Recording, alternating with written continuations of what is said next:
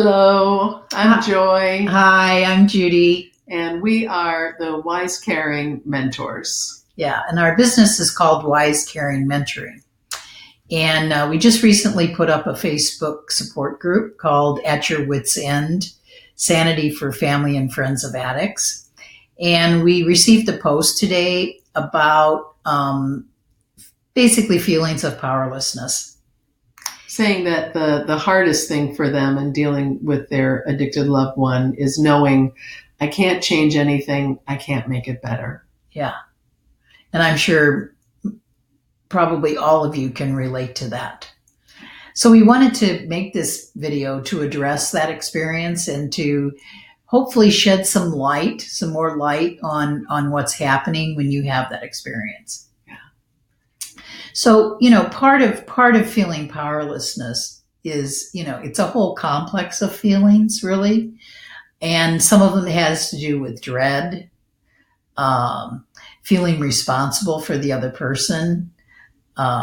Thinking something terrible might happen, and so you need to take some action, Yeah. but you don't know what to do. Right.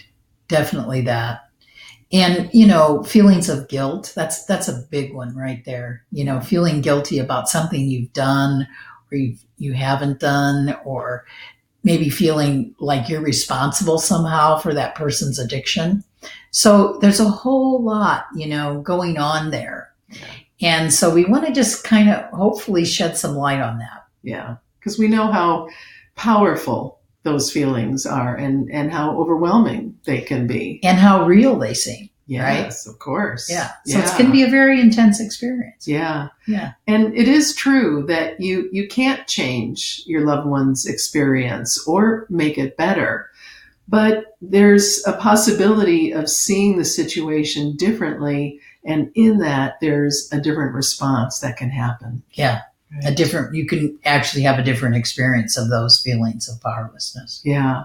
So, what we're going to share with you is, I would say it's a truer understanding of what's going on when you're having intense feelings of any kind. In this case, powerlessness, and because it's not what you've heard before. It's not an explanation of what you've heard before. You may initially have some resistance to it, and that's understandable, totally understandable. But what we'd like you to do is to just remain as open as possible to what we're saying. And also you may find that your mind kind of comes in and says, oh, well, this isn't really like what I've heard before. It kind of contradicts what I've heard before. Or you may try to compare it to other things, other teachings or other things that you've heard. And that's all natural too. But you can be open. Yeah. And you can just say, well, what if this is true? Yeah. What if this were true? Right. Let me just listen and see what might be here for me. Yeah, that could be helpful. Yeah, just come to it with a sense of curiosity, basically. Yeah. So we're going to tell you what this isn't to start out with. It's not a prescription. In other words, it's not a list of things that you need to do that will change your experience. That's what most of self-help is about. Self-help psychology is about, follow this prescription, these steps, and it will change your situation, right? Well, this isn't like that at all.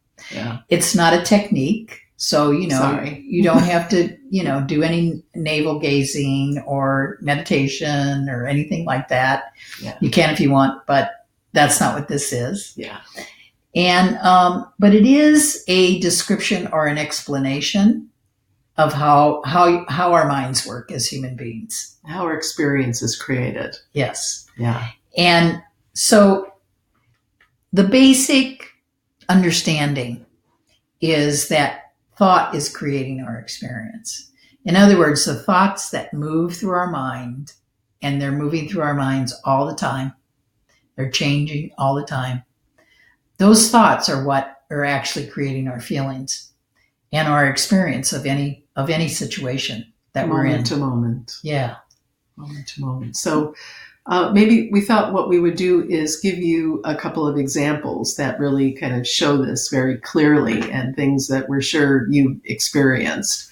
So one of them is being in stop and go traffic. And so one day you're in stop and go traffic and you have someplace that you have to be. There's something going on that you need to be there, but you're stuck in this traffic. And so you're pounding on your horn, your heart rate is rising, you're so pissed off, and you're sure it's the traffic that is creating those feelings in you, right? Well, let's go to another day, same traffic. But you don't have any place that you have to be. You're not having those same types of thoughts and feelings. Actually, there's a podcast you've been wanting to listen to, and this is your golden opportunity. You're going to have an hour alone in your car, and you can listen to this podcast. Same outer circumstance, right? Totally different experience of that based on the thoughts and feelings that you're having in that moment. Yeah. Right, exactly. And another really good experience, I think, and one that, certainly happens for all of us, is in relationship. So let's say your partner has a certain kind of behavior. In my case, when I'm busy doing something, I'm really, really focused, right? It's like the rest of the world doesn't even exist. Especially me. It feels like sometimes it feels like especially I don't exist. That's right. And that's the crux of it. There's times when I may say something to Judy and there's no response. And then sometimes I go, oh, I know she's just really focusing. And when it kind of penetrates, I'll get an answer. And I'm okay with it. And then other times she gets really angry, right? Why isn't she responding because she to me? she thinks that it's personal, right? In Right. other words, I'm not responding to her because I just want to ignore her. Right. Or I don't want to be bothered or whatever. Yeah. Whatever she thinks. And then she gets really angry, right? Same situation, right? Same external situation. Right. But different thinking. Totally different responses based on thinking and feeling in the moment. Yeah.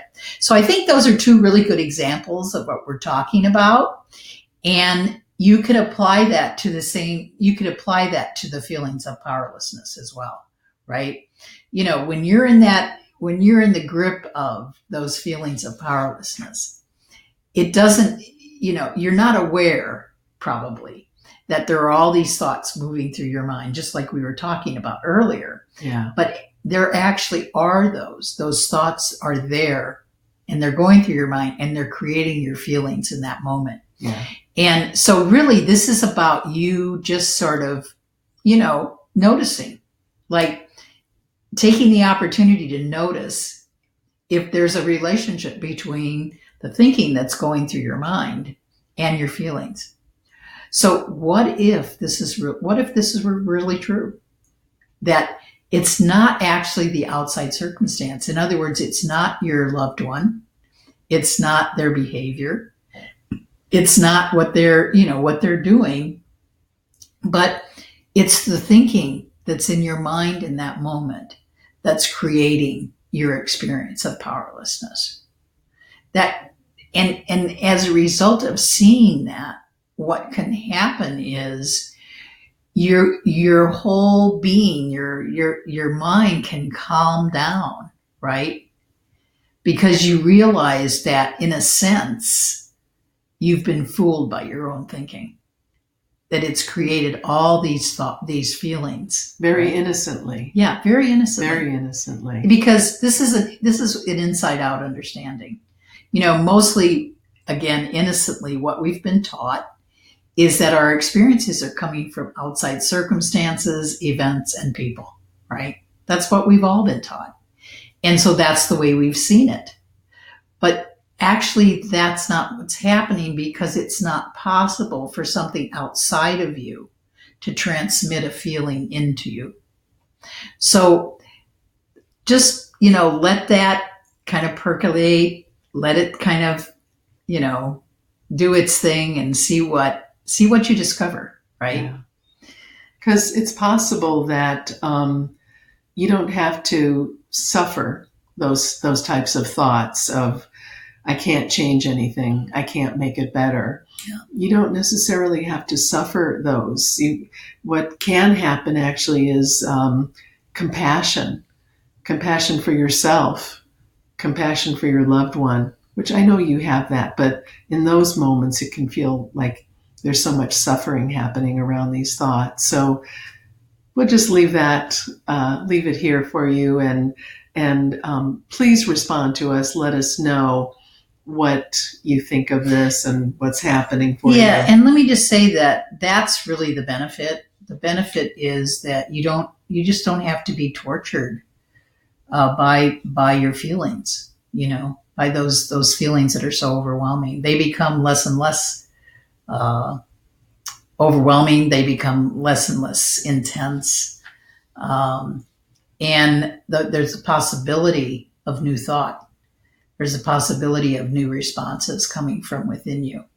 Very naturally. Yeah, because you have a source of wisdom and a source of all the answers that you need inside yourself right now in this moment. Yes. Okay, so thank you so much. Thanks. Bye-bye. Bye.